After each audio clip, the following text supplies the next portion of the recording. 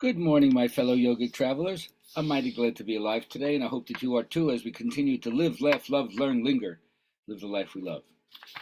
Well, before I get into the story today, which is one of my favorites from Grimm's fairy tales, The Gnome, I just want to remind you of the teachings of Ram Dass this week that I'm sharing with us. And everybody's ego has difficulty giving up their melodrama, as if we wouldn't know what to do if we didn't have that melodrama. So we milk it for all we can get.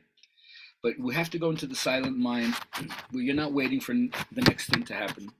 You're not trying to run and hide from the clinging that the mind does. That's why they give you a little technique, like counting your breaths from 1 to 10, so you don't go on every trip that your mind brings up to you, because you understand that it's inside you, nowhere else. So you have to stop running around. You have to give up the idea, I don't know enough. It's not a linear thing to begin with. So you just have to create spaces where you can listen or watch and hear a deeper truth to your own experience. So you can't collect it. It's not a matter of like gathering stuff like that. Trying to collect it rather than realizing you are it shows a lack of faith in some way. So just sit and let your mind quiet down like a windstorm. Here it comes, here it comes. Oh, there it is, there it is, there it goes. Mind is empty again. That'll save you a lot of pain if you learn to sit quietly and let go. Now, the gnome. Once upon a time, there was a king who had an apple orchard that was his absolute favorite. In fact, he was so in love with the apple orchard that he made a curse that if anybody would eat any of the apples, they would immediately be put underground by a spell. So, of course, nobody touched the apples except his three daughters, the youngest of whom was the most bold. And when she said to her sisters, let's have some apples in the orchard, they said, no, no, our father cursed the apples. He said, oh, he couldn't mean us. He's probably talking about the common people. So she got the apple. She took a bite. She offered it to her two sisters. They took a bite. And all of a sudden, they disappeared underground, who knows where. Well, when they didn't come to dinner that night, the king was really freaked. He sent people throughout the castle. They couldn't find them. And all of a sudden, they sent them out through the grounds, couldn't find them, put an APB out. Everybody in the country was looking for them.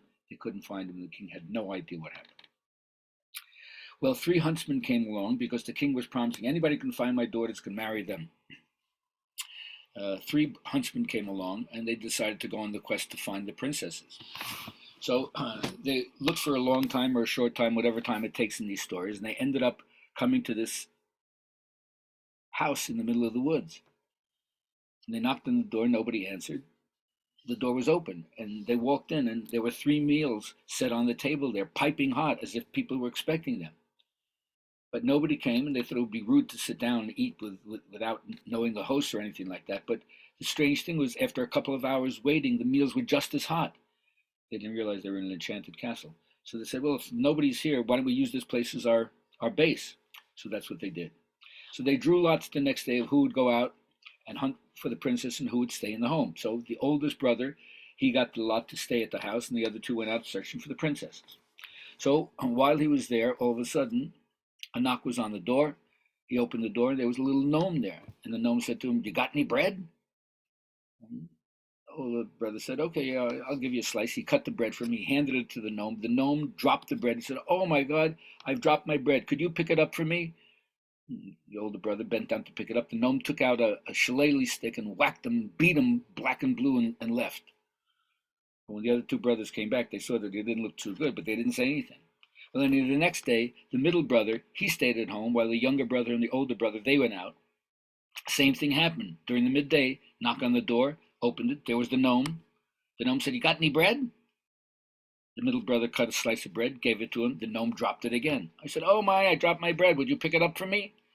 The middle brother went, picked it up. The gnome took out a shillelagh stick and beat him black and blue.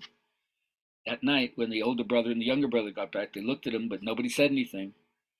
Now, the middle brother and the older brother, they hated the young brother. They called him Stupid Hans. So they looked at each other and said, the same thing happened to you? He said, yeah. He says, all right, we don't say anything to the younger brother. Let him get his just desserts. So they went out the next day searching for the princess. The younger brother stayed. Knock on the door. Gnome was there.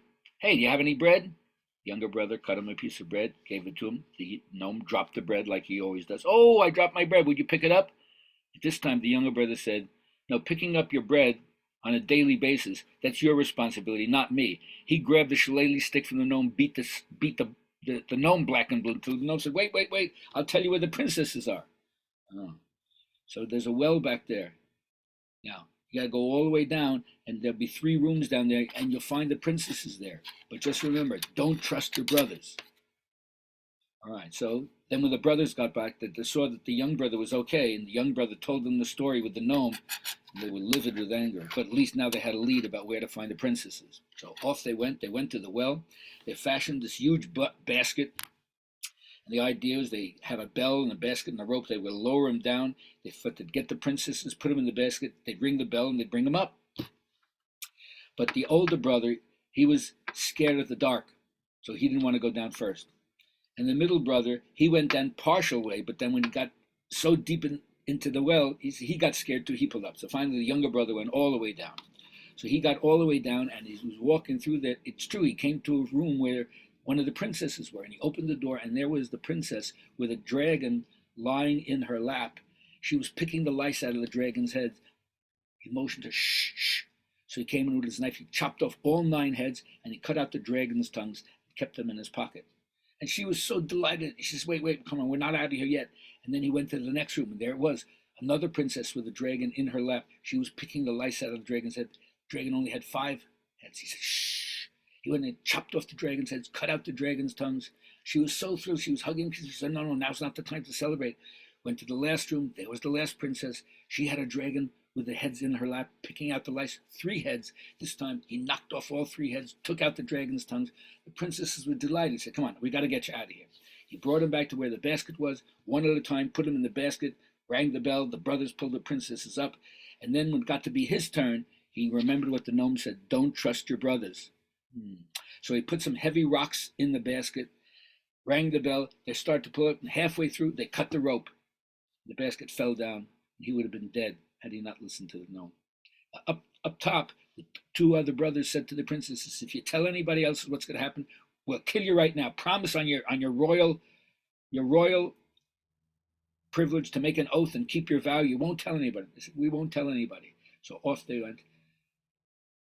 So when they got to the castle, the king saw the daughters and the 2 older brothers. He said, I am so thrilled. Let's prepare a wedding. You guys can have the pick of whichever daughters you want. Well, meanwhile, back in the bottom of the well, the younger brother didn't know what to do. He's stuck there. How could he get out?